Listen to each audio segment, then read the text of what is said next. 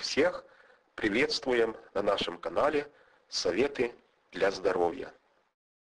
В данном видео предлагаем вашему вниманию самые эффективные средства лечения кашля. Совет номер 3. Яичная микстура. Яичная микстура может вылечить даже самый сильный кашель, не поддающийся лечению средствами современной медицины.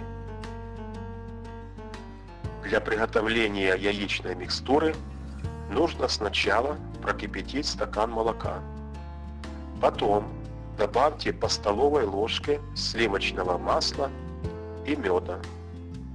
Кроме этого, добавьте хорошо взбитый яичный желток и совсем чуть-чуть соды, примерно 1/4 чайной ложки.